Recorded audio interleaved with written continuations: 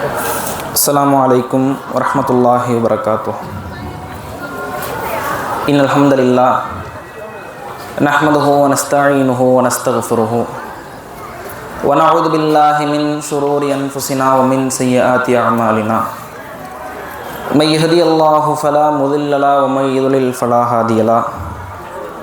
அஷ்ஹது அன் லா இலாஹ இல்லல்லாஹ் அஷ்ஹது அன்ன முஹம்மதன் அப்துஹு வ ரசூலுஹு. قال ربي اشرح لي صدري ويسر لي امري واحلل عقدة من لساني يفقهوا قولي اما بعد. எல்லாம் அல்ல ஏக இறைவனின் கண்ணியத்திற்குரியவர்களே, அந்த ஏக இறைவனுடைய அன்பும் அருளும் என்றைக்கும் வற்றிவிடாத கிருபையும் கருணையும் நாம் உயிரிலும் உயர்வாக உபசரிக்கிற உத்தம தூதர் ஒழுக்க சீலர் அண்ணலம் பெருமகனான் நபிகள் நாயகம் ஸல்லல்லாஹு அலைஹி வஸல்லம் அவர்கள் மீதும், அன்னலாரது மார்க்கத்தினை மக்கள் மன்றத்திலே கொண்டு போய் சேர்த்த அத்துணை நபித்தோழர்கள் தோழியர்கள் மீதும், இன்னும் நபிகளாரினுடைய சொல் செயல் அங்கீகாரங்களை நம் கை சேர்க்க பாடுபட்ட, அதற்காக வேண்டி அளப்பெரும் நேரங்களை ஒதுக்கிய தாபியின்கள் தபா தாபியின்கள் இன்னும் பல இமாம்கள் மீதும், அதிலும் குறிப்பாக நபி இப்ராஹிம் அலைஹி வஸல்லம் அவர்களினுடைய தியாகத்தை, அவர்களினுடைய கட்டுப்பாட்டை, அவர்களினுடைய கொள்கை சிந்தனையை நினைவுபடுத்துவதற்காக வேண்டி ஹஜ் பெருநாள் என்னும் தியாக திருநாளில் புத்தாடைகள் அணைந்து புத்துணர்ச்சியோடு முகமலர்ச்சியோடு இங்கு சங்கமித்திருக்கிற நம்மவர்கள் மீது என்றும் நீடித்த நிலை பெறட்டுமாக என்று பிரார்த்தித்தவனாக என்னுடைய உரையை ஆரம்பம் செய்கிறேன். எல்லாம் அல்ல ஏக இறைவனின் கண்ணியத்திற்குரியவர்களே, இறைவன் தன்னுடைய திருமறை குர்ஆனில் ஏராளமான நபிமார்களினுடைய வரலாறுகளை சொல்லி காட்டுகிறான். அந்த வரலாறுகள் திருமறை குர்ஆனில் உரைக்கப்படுவதன் மூலமாக இறைவன் மனிதர்களிடமிருந்து எவைகளை எதிர்பார்க்கிறான் என்றால், மனிதர்கள் அவர்களினுடைய வாழ்வை, அவர்களினுடைய வணக்கத்தை, அவர்களினுடைய இறையச்சத்தை அந்த நபிமார்களினுடைய வாழ்வோடு அவர்களினுடைய வரலாற்றோடு ஒப்பிட்டு பார்த்து உரசி பார்த்து அவர்கள் தங்களது வாழ்க்கையை தகவமைத்துக் கொள்ள வேண்டும், அவர்கள் தங்களுடைய உள்ளத்தை சீரமைத்துக் கொள்ள வேண்டும் என்பதைத்தான் இறைவன் இந்த வரலாறுகள் மூலமாக நாடுகிறான். வகுல்லன் நகுஸ்ஸு அலைக்கும் மின் அம்பாஇர் ருசுல், நபியே உமக்கு இந்த நபிமார்களினுடைய வரலாறுகளை சொல்கிறோம். மானு தப்பித்து பிஹி ஃபுஆதக, இதன் மூலம் உங்களுடைய உள்ளங்கள் உறுதியடையக்கூடும் என்று இறைவன் தன்னுடைய திருமறை குர்ஆனில் சொல்லுகிறான். இந்த நபிமார்களினுடைய வரலாறுகளை எல்லாம் இந்த திருமறை குர்ஆனில் குறிப்பிட்டு விட்டு அதன் மூலம் நபியே உங்களுடைய உள்ளம் உறுதியடையக்கூடும், உங்களுடைய இறையச்சம் மெருகேற்றப்படக்கூடும் என்று இறைவன் தன்னுடைய திருமறை குர்ஆனில் சொல்லி காட்டுகிறான். அப்ப இந்த நபிமார்களினுடைய வரலாறுகளில் மிக சிலாகித்து பேசப்பட்ட வரலாறு நபி இப்ராஹிம் அலைஹிஸ்ஸலாம் அவருடைய வரலாறு. இன்றைக்கு அந்த மனிதர்களுடைய தியாகத்தை, அவர்களினுடைய கட்டுப்பாட்டை, அவர்களினுடைய கொள்கை உறுதிப்பாட்டை ஒட்டுமொத்த அகில இஸ்லாமியர்களும் நினைவுபடுத்தக்கூடிய விதத்தில், பண்டிகையாக கொண்டாடப்படக்கூடிய விதத்தில், வணக்கமாக செய்யப்படக்கூடிய விதத்தில் அல்லாஹ் அதை அமைத்திருக்கிறான். இன்றைக்கு லட்சோப லட்சம் மக்கள் ஹஜ் செய்கிறார்களே, அந்த ஹஜ்ஜினுடைய ஒவ்வொரு கிரியைகளையும் நீங்கள் எடுத்துக்கொள்ளுங்கள். சஃபா மர்வாவில் சஹீ செய்கிறதா இருக்கட்டும், கல்லெறிதலாக இருக்கட்டும், ஜம்ஜம் நீரை அருந்துவதாக இருக்கட்டும், இந்த அனைத்து கிரியைகளுக்கு பின்னணியிலேயும் குர்பானி கொடுப்பதாக இருக்கட்டும், நபி இப்ராஹிம் அலைஹிஸ்ஸலாம் அவர்களினுடைய தியாகங்கள் பின்னணியாக இருக்கப்படுவதை நம்மால் அறிந்து கொள்ள முடிகிறது. ஏராளமான சிறப்புகள் நபி இப்ராஹிம் அலைஹிஸ்ஸலாம் அவர்களுக்கு இருக்கிறது. ஒத்தஹதல்லாஹு இப்ராஹிம கலீலா, அல்லாஹ் இப்ராஹிம் அலைஹிஸ்ஸலாம் அவர்களை உற்ற தோழனாக ஏற்படுத்தி கொண்டான். இன்ன இப்ராஹிமக்கான உம்மத்தன், இந்த இப்ராஹிம் ஒரு மனிதர் அல்ல, அவர் ஒரு கூட்டம், அவர் ஒரு சமூகம்.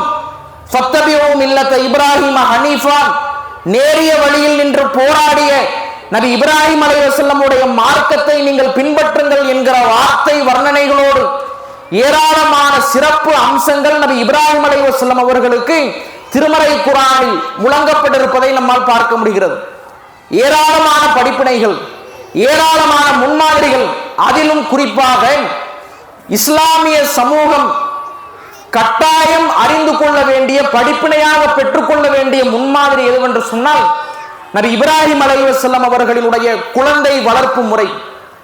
எப்படி இப்ராஹிம் அலைஹிஸ்ஸலாம் அவர்கள் தங்களுடைய பிள்ளைகளை வளர்த்தெடுத்தார்கள், வார்த்தெடுத்தார்கள் என்பதையெல்லாம் கட்டாயம் ஒரு இஸ்லாமியர் அறிந்து கொள்ள கடமைப்பட்டிருக்கிறார்.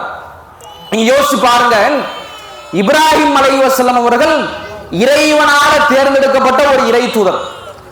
இப்ராஹிம் அலைஹிஸ்ஸலாம் எப்படி இறைவனோடு டைரக்டா பேசக்கூடிய, உரையாடக்கூடிய, வகை செய்திகளை பெற்றுக்கொள்ளக்கூடிய ஒரு இறை தூதர். அந்த மாமனிதருடைய மகன் இஸ்மாயில் அலைஹிஸ்ஸலாம், இஸ்ஹாக் அலைஹிஸ்ஸலாம், அந்த இருவரும் இறைவனால் தேர்ந்தெடுக்கப்பட்ட ஒரு நபி.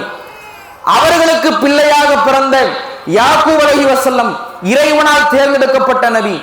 அவர்களுக்கு பிறந்த யூசுப் அலைஹிஸ்ஸலாம் இறைவனால் தேர்ந்தெடுக்கப்பட்ட ஒரு நபி. எப்பேற்பட்ட ஒரு குடும்பத்தை, எப்பேற்பட்ட ஒரு வாரிசு முறைகளை, வழித்தோன்றல்களை நபி இப்ராஹிம் அலைஹிஸ்ஸலாம் அவர்கள் வளர்த்தெடுத்திருக்கிறார்கள் என்பதை இந்த வரலாற்று நிகழ்வின் மூலம் நம்மால் தெரிந்து கொள்ள முடிகிறது. இப்ராஹிம் அலைஹிஸ்ஸலாம் ஒரு நபியா இருக்கிறார். அவருடைய மகன் இஸ்மாயில், இசாக் அலைஹிஸ்ஸலாம் அவர்களும் நபியா இருக்கிறார்கள். அவர்களுக்கு பிறந்த யாக்கூப் அலைஹிஸ்ஸலாம் நபியா இருக்கிறார்கள். அவர்களுக்கு பிறந்த யூசுப் அலைஹிஸ்ஸலாம் ஒரு நபியாக இருந்திருக்கிறான். அவ எந்த அளவுக்கு இப்ராஹிம் அலைஹிஸ்ஸலாம் அவர்கள் தன்னுடைய வழித்தோன்றல்களை மிக சிறப்பான முறையில் வார்த்தெடுத்திருக்கிறார்கள் என்பதை நம்மால புரிந்து கொள்ள முடிகிறது.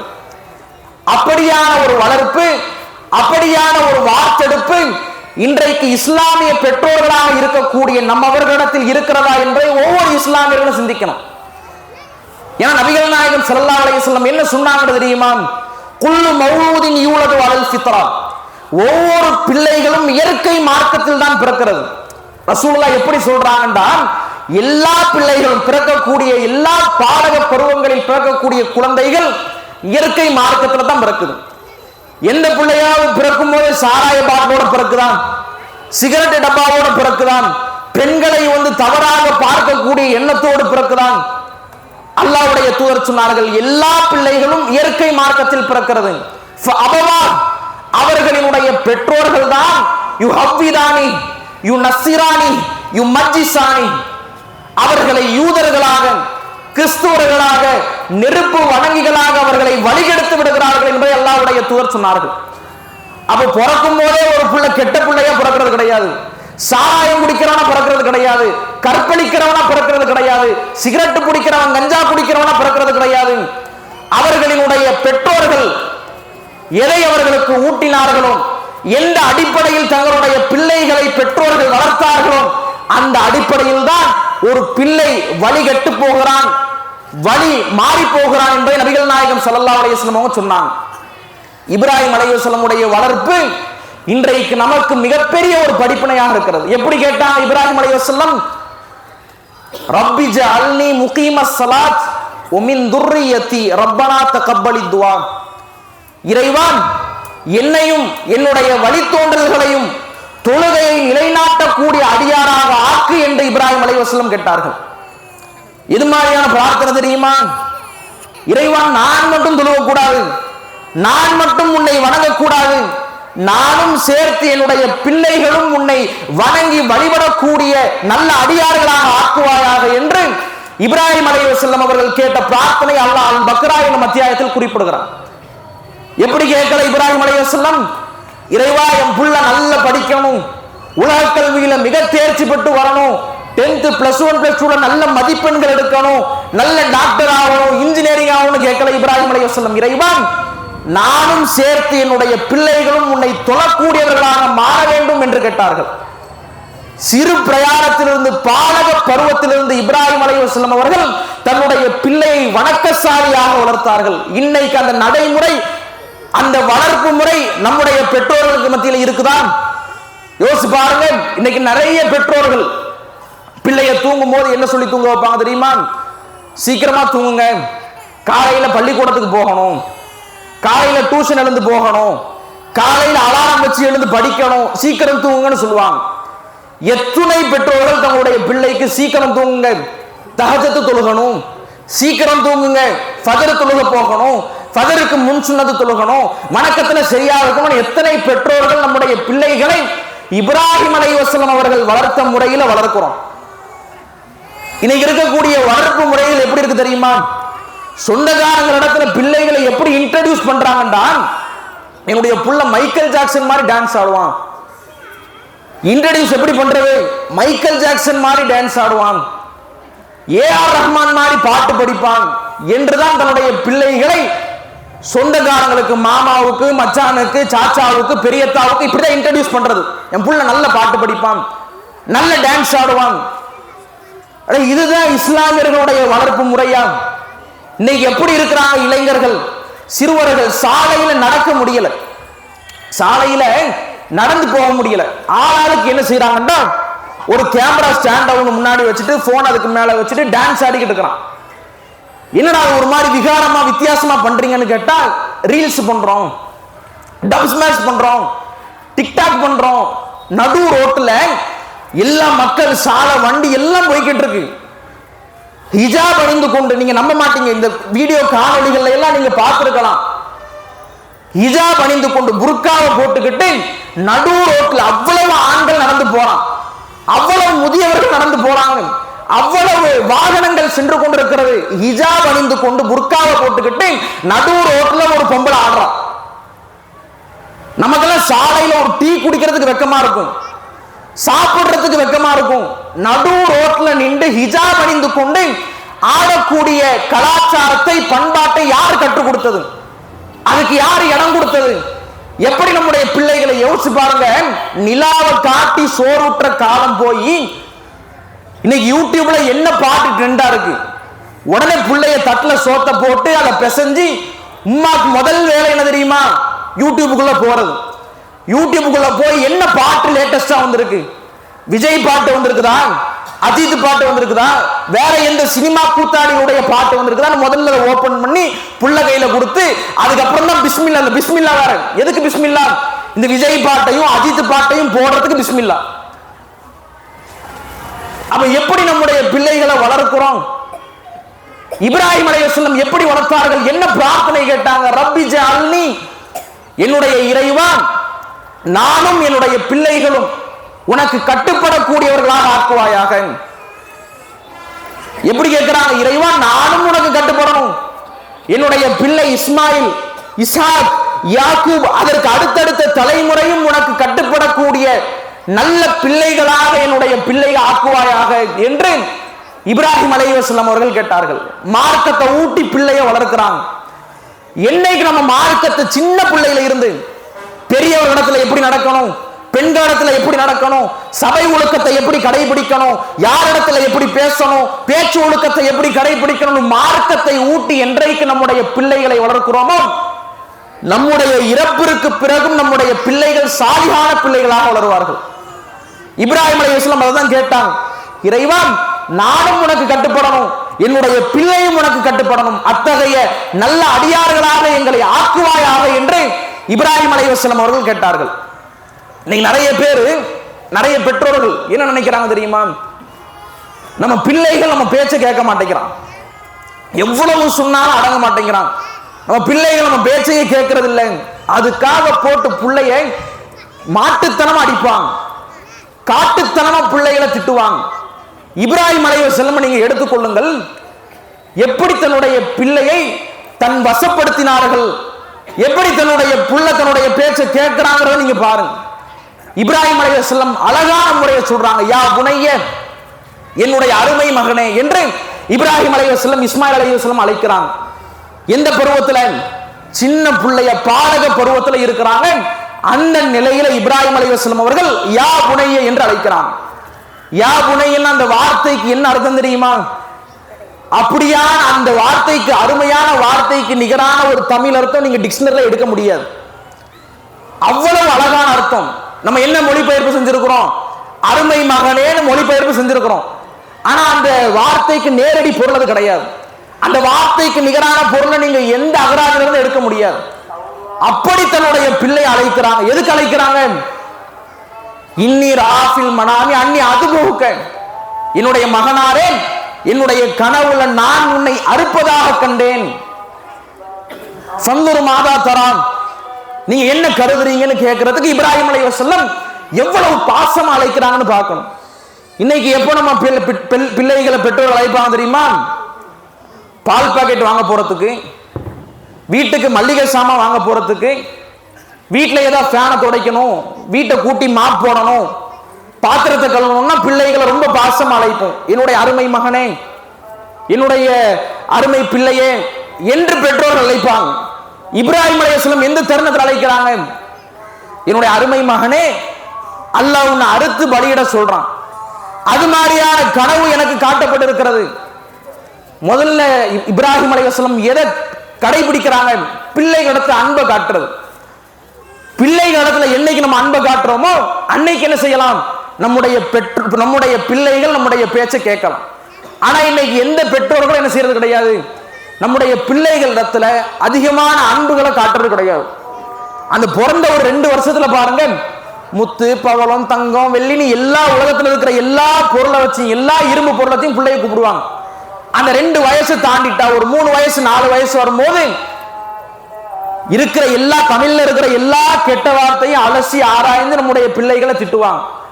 ஆனா இந்த நடைமுறை முதல்ல இப்ராஹிம் அலைஹிஸ்ஸலாம் அவர்கள் அன்பை வெளிப்படுத்தினாங்க. யா புனைய, என்னுடைய அருமை மகனே. அடுத்து சொல்றாங்க, நான் உன்னை அறுப்பதாக என்னுடைய கனவில் கண்டேன். அதுக்கு இஸ்மாயில் அலைஹிஸ்ஸலாம் என்ன பதில் அளிச்சாங்க தெரியுமா? என்ன பதில் அளிச்சாங்க இஸ்மாயில் அலைஹிஸ்ஸலாம்? இஃபால் மாத்து உமர், என்னுடைய அருமை தந்தையே, உங்களுக்கு உங்களுடைய இறைவன் எதை கட்டளையிட்டு இருக்கிறானோ அதை நீங்கள் என்ன செய்யுங்கள்?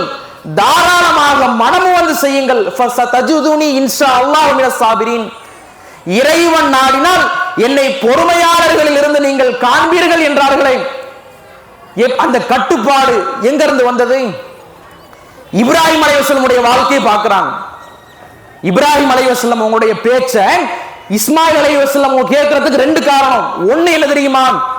அன்பா சொல்றது பிள்ளைகளிடத்துல, யா புனைய என்று அழைத்து அன்பாக கூறினார்கள். 2வது என்ன தெரியுமா? இப்ராஹிம் அலைஹிஸ்ஸலாம் அவருடைய வாழ்க்கையில அவர்களுக்கு என்னவெல்லாம் கட்டளைகள் பிறப்பிக்கப்படுகிறதோ அதை தன்னுடைய வாழ்க்கையில செயல்படுத்தினாங்க. அந்த சின்ன பிள்ளையில இருந்து இஸ்மாயில் அலைஹிஸ்ஸலாம் பார்க்கிறார், என்னடா இது நம்முடைய தந்தை அல்லாஹ்வுக்கு இப்படி கட்டுப்படுறாரு, அல்லாஹ்வை இப்படி வணங்குறாரு, அல்லாஹ்வை இப்படி சார்ந்திருக்கிறாரு, இதை போன்ற ஒரு பிள்ளையாக நாம் மாற வேண்டும் என்கிற சிந்தனை இஸ்மாயில் அலைஹிஸ்ஸலாமுக்கு வளருது. வைதிபுத்தலா இப்ராஹிம் ரப்புஹு பிகலிமாத், பல கட்ட சோதனைகள், 1 2 கிடையாது, பல கட்ட சோதனை. சாதாரணமான விஷயமா? நெருப்பு குண்டத்துல போய் விடுகிறாங்க, பொண்டாட்டி பிள்ளைகளை கண்காணாத இடத்துல கொண்டுட்டு போய் விட்டுட்டு வர்றாங்க, பல கட்ட சோதனைகள். இந்த எல்லா சோதனைகளையும் இந்த எல்லா தேர்வுகளிலேயும் இப்ராஹிம் அலைஹிஸ்ஸலாம் அவர்கள் வெற்றி கொண்டார்கள். எல்லா தேர்வுகளிலேயும் முழுமை பெற்றார்கள். இந்த வாழ்க்கையை இஸ்மாயில் அலைஹிஸ்ஸலாம் பார்க்கிறாங்க. நம்முடைய தந்தை அல்லாஹ்வுக்கு இப்படி கட்டுப்படுறாரே, இப்படி இறைவனை வணங்குறாரே, இப்படி இறைவனை சார்ந்திருக்கிறாரே, இதே போன்ற ஒரு பண்பு பிள்ளையாக இருக்கக்கூடிய என்னிடத்துல வரணும்னு இஸ்மாயில் அலைஹிஸ்ஸலாம் முன்னுக்கு வந்தாங்க. அப்ப நாம பிள்ளைகளிடத்துல சொல்றது மாத்திரம் அல்லாமல் அதை நம்ம வாழ்க்கையில கடைபிடிக்கணும். இன்னைக்கு பெற்றோர்களிடத்துல இருக்கிற பெரிய மைனஸ் என்ன தெரியுமா? நல்ல பிள்ளைகளிடத்துல பயான் பேசுவாங்க, தொழுக போம்பாங்க, குரானை ஓதும்பாங்க, தைசீர் ஓதும்பாங்க, மக்தப் மதரசா போம்பாங்க. ஆனா ஒரு காலத்திலையும் பெற்றோர்கள் தொழ மாட்டாங்க. பிள்ளைய புத்தகத்தை எடுத்து வச்சு படிடாம்பாங்க. ஆனா இவங்க வீட்டுல சீரியலை பார்த்துக்கிட்டு இருப்பாங்க. அவ பிள்ளை எப்படி மாறுவாங்க, பிள்ளை எப்படி திருந்துவாங்க? என்றைக்கு நாம மாறி, நாம தொழுது, நாம அதிகமான வணக்கங்களை செய்து, நாம அல்லாஹ்விற்கு கட்டுப்பட்டு ஒரு உண்மை முஸ்லிமாக நாம என்னைக்கு மாறுறோமோ நம்முடைய பிள்ளை மாறுவாங்க. இப்ராஹிம் அலைஹிஸ்ஸலாம் அவர்கள் அந்த அணுகுமுறையை தான் கையாண்டாங்க. எந்த அணுகுமுறை? தன்னுடைய பிள்ளைக்கு சொல்வது மாத்திரமல்லாமல் என்னென்ன கட்டளைகளை இறைவன் இப்ராஹிம் அலைஹிஸ்ஸலாம் அவர்களுக்கு பிறப்பித்தானோ அந்த கட்டளைகள் அனைத்தையும் இப்ராஹிம் அலைஹிஸ்ஸலாம் அவர்கள் கடைபிடித்தார்கள். அதே போன்று தன்னுடைய பிள்ளையையும் வார்த்தெடுத்தார்கள். அந்த மாதிரியான நிலை இருக்குதா? இன்னும் பாருங்க, மரண தருவாயில வஸ்ஸாபிஹா இப்ராஹிம், தன்னுடைய பிள்ளைகளுக்கு இப்ராஹிம் மரண தருவாயில என்ன வசியத் செய்கிறார் தெரியுமா? இன்னல்லாஹ் அஸ்தஃபா லக்குமுத்தீன், என்னுடைய பிள்ளைகளே, அல்லாஹ் உங்களுக்கு மார்க்கத்தை தேர்ந்தெடுத்திருக்கிறான். இந்த இஸ்லாமிய மார்க்கத்தின்படி உங்களை அல்லாஹ் உருவமைத்திருக்கிறான். ஃபலா தமூதுன்ன இல்லா வ அன்தும் முஸ்லிமூன், நீங்கள் முஸ்லிம்களாகவே தவிர வேறு யாராலும் மரணித்து விடாதீர்கள் என்கிற வசியத்தை இப்ராஹிம் அலைஹிஸ்ஸலாம் அவர்கள் தன்னுடைய மரண தருவாயில் செய்கிறார்கள். எனக்கு இவ்வளவு கடன் இருக்கு, அதை நீ தீர்த்து வைக்கணும், எனக்கு இவ்வளவு சொத்துக்கள் இருக்கு, அதை உங்களுடைய சகோதரர்களுக்குள்ள ஒத்துமையா பிரிச்சுக்கணும் இப்படி சொல்லலை. மரண தருவாயை யார் இடத்துல சொல்றாங்க? ரோட்ல தனியா நடந்து போறதுல சொல்றாங்களா? நபியா இருக்கிறாங்க. இப்ராஹிம் அலைஹிஸ்ஸலாமுடைய மகனார் இஸ்மாயில் இஸ்ஹாக் நபியா இருக்கிறாங்க. அந்த நபியை பார்த்து சொன்னார்கள், ஃபலா தமூதுன்ன இல்லா வ அன்தும் முஸ்லிமூன். என்னுடைய இறப்பிற்கு பிறகு, மரணத்திற்கு பிறகு முஸ்லிம்களாகவே தவிர வேறு யாராகவும் நீங்கள் மரணித்து விடாதீர்கள். சின்ன பருவத்தில் இருந்து, பிறந்ததுல இருந்து எப்படி வளர்க்கிறாங்க? இறைவா என்னுடைய புள்ள தொழுகணும், இறைவா என்னுடைய புள்ள உனக்கு கட்டுப்படணும், இறைவா என்னுடைய புள்ளை உன்னுடைய கட்டளைகள் அனைத்தையும் செயல்முறைப்படுத்தணும். இறுதி கட்ட பிரார்த்தனையாக கூட இப்ராஹிம் அலைஹிஸ்ஸலாம் அவர்கள் கேட்டது, என்னுடைய ரப்பே, எங்களுடைய பிள்ளைகள் வலிமாறி விடக்கூடாது, தடம் புரண்டு விடக்கூடாது, என்னுடைய மரணத்திற்கு பிறகு யூதர்களாகவோ கிறிஸ்தவர்களாகவோ நெருப்பு வணங்கிகளாக ஆகிடக்கூடாது. ஃபலா தமூதுன்ன இல்லா வ அன்தும் முஸ்லிமூன். என்னுடைய பிள்ளைகளே முஸ்லிம்களாகவே இன்றி வேறு யாராலும் நீங்கள் மரணித்து விடாதீர்கள் என்று இப்ராஹிம் அலைஹிஸ்ஸலாம் தன்னுடைய பிள்ளைக்கு துஆ செய்தார்களே, தன்னுடைய பிள்ளைக்கு ஆணையிட்டார்களே. ஒரு தந்தையாக இப்ராஹிம் அலைஹிஸ்ஸலாம் அவர்கள் அந்த நொடியில வெற்றி பெற்றாங்க. இன்னைக்கு எவ்வளவு ஆண்டு ஆகுது? 5000 ஆண்டு காலமாகுது. இன்றைக்கு வரைக்கும் இப்ராஹிம் அலைஹிஸ்ஸலாம் அவருடைய தியாகங்கள் மக்கள் மத்தியிலே முழங்கப்படுகிறது என்றால், இஸ்மாயில் அலைஹிஸ்ஸலாம் அவருடைய கட்டுப்பாடு மக்கள் மத்தியில் பேசப்படுகிறது என்றால், ஒரு வணக்கமாக ஆக்கப்படுகிறது என்றால்,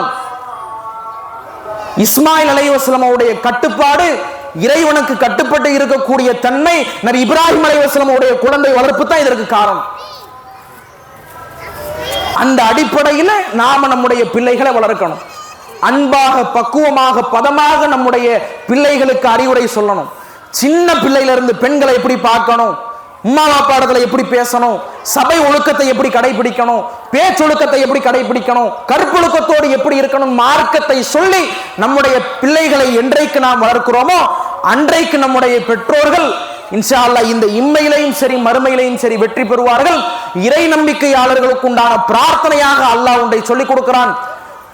வயகூலுன ரப்பனா ஹப்லனா மின் அஸ்வாஜினா வ துர்ரியாத்தினா குர்ரத்த அயுன். இறைவா, என்னுடைய மனைவிமார்கள் விஷயத்திலேயும், என்னுடைய வழித்தோன்றல்கள், எங்களுடைய பிள்ளைகள் விஷயத்திலேயும் எனக்கு கண் குளிர்ச்சியை ஏற்படுத்துவாயாக என்ற பிரார்த்தனையை அல்லாஹ் திருமறை குர்ஆன்ல கற்றுக் கொடுக்கிறானே.